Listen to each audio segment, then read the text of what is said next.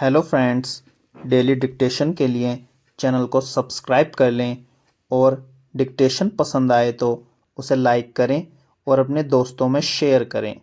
यह dictation 5 second बाद शुरू होगी।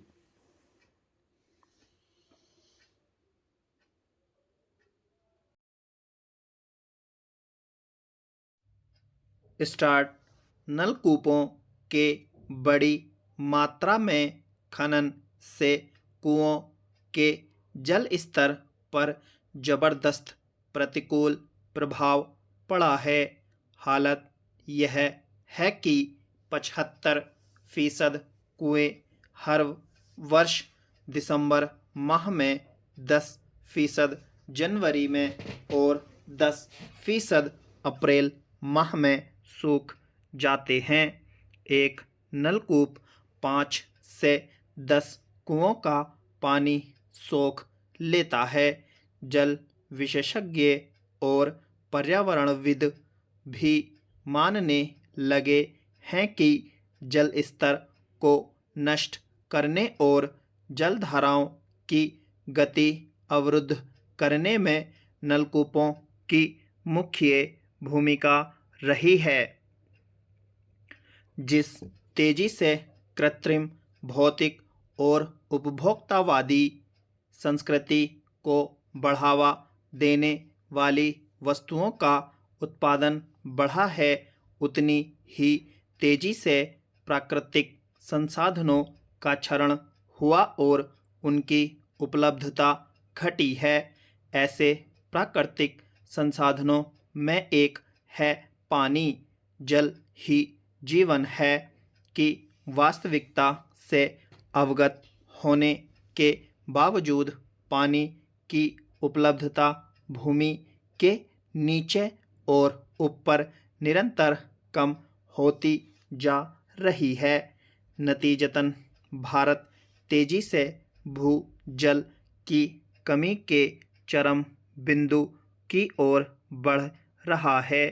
कुछ क्षेत्र पहले से ही इस चिंताजनक स्थिति का सामना कर रहे हैं और कुछ में 2025 तक इसका असर दिखना शुरू हो जाएगा।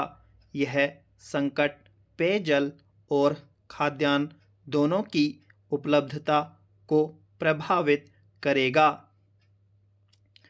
संयुक्त राष्ट्र के विश्वविद्यालय पर्यावरण और मानव सुरक्षा संस्थान द्वारा प्रकाशित अंतर्संबंध आपदा संकट रिपोर्ट 2023 में कहा है कि सिंधु और गंगा के इलाकों में भूजल का स्तर खतरनाक बिंदु पर पहुंच गया है।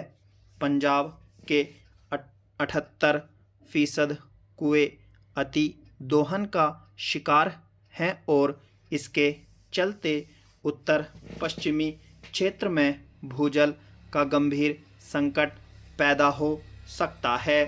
भारत का यही वह क्षेत्र है जहां सबसे ज़्यादा धान, गेहूं और दालों का उत्पादन होता है। साफ है कि इन क्षेत्रों में अगर भूजल तेजी से घट जाएगा तो खाद्यान्न उत्पादन बुरी तरह प्रभावित होगा। यह स्थिति भूख, बेरोजगारी और उद्योगों के लिए बड़े संकट का सबब बन सकती है। भूजल दोहन का आसान तरीका वे नलकूप हैं जो घरों, गलियों से लेकर खेत के लिए पानी खींच रहे हैं। नलकूप की सुविधा मिलने से बहुत सारे किसान बेमौसम फसलें बोने लगे हैं, जिनमें से कई फसलों के लिए अधिक पानी की ज़रूरत पड़ती है। धान की फसल भी उनमें से एक है। हालांकि पंजाब और हरियाणा की सरकारें किसानों से लगातार अपील करती रही हैं कि वे वर्षा से पहले धान की खेती न करें और भूजल दोहन को नियंत्रित रखें। जल के अतिरिक्त दोहन के लिए दंड के प्रावधान भी किए गए हैं। जब इसका असर नहीं दिखा तो किसानों को प्रोत्साहन राशि की घोषणा की गई, लेकिन परिणाम शून्य रहे।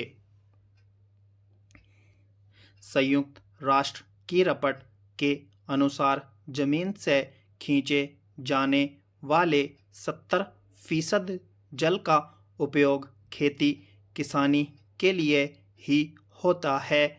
दुनिया की 6 पर्यावरणीय प्रणालियां जल का स्तर नीचे गिरने और जलवायु परिवर्तन के प्रभाव के चलते संकट के चरम बिंदु पर हैं। अगर हालात नहीं बदले तो जीव जंतु विलुप्त होंगे, भूजल घटेगा, हिमखंड पिघलेंगे और असहनीय गर्मी पड़ेगी। प्राकृतिक संपदा का दोहन और उसमें अनावश्यक हस्तक्षेप विनाशकारी बदलाव लाएंगे। इसका पारिस्थितिकी तंत्र, जलवायु पद्धति और समग्र पर्यावरण पर गंभीर असर दिखेगा।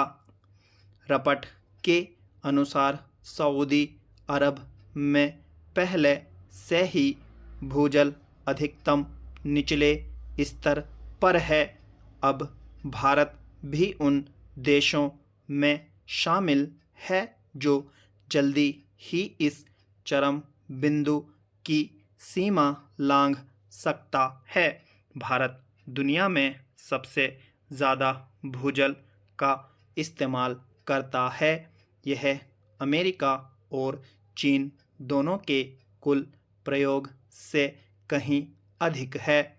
भारत का उत्तर पश्चिमी इलाका देश की खाद्य ज़रूरतों को पूरा करने के लिहाज से अहम है, लेकिन यहाँ तेजी से भूजल का स्तर गिर रहा है।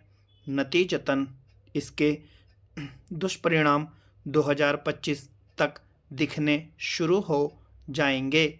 जल स्रोत सूखने लग जाएंगे, जिसका असर खेती पर पड़ेगा।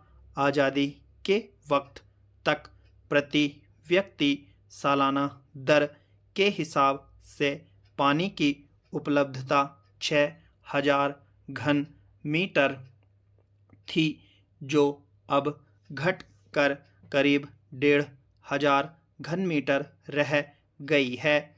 जिस तेजी से पानी के इस्तेमाल के लिए दबाव बढ़ रहा है और जिस बेरहमी से भूमि के नीचे के जल का दोहन नलकूपों से किया जा रहा है, उससे यह निश्चित सा हो चला है कि अगले कुछ साल बाद जल की उपलब्धता घटकर बमुश्किल 1600 की जगह 1100 घन मीटर रह जाएगी। टाटा एनर्जी रिसर्च इंस्टीट्यूट के अध्ययनों से साबित हुआ है कि भूमिगत जल के आवश्यकता से अधिक प्रयोग से भावी पीढ़ियों को कालांतर में जबरदस्त जल का संकट का सामना करना पड़ेगा। नलकूपों के उत्खनन संबंधी जिन आंकड़ों को हमने क्रांति की संज्ञा दी थी, दरअसल यह संज्ञा तबाही की पूर्व सूचना थी, जिसे हम नज़रअंदाज करते चले आ रहे हैं।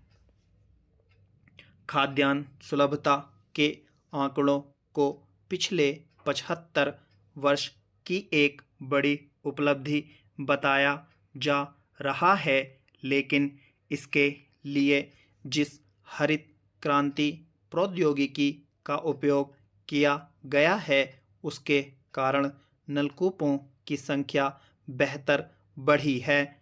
फलस्वरूप उतनी ही तेजी से भूमिगत जल की उपलब्धता घटी है। स्टॉप।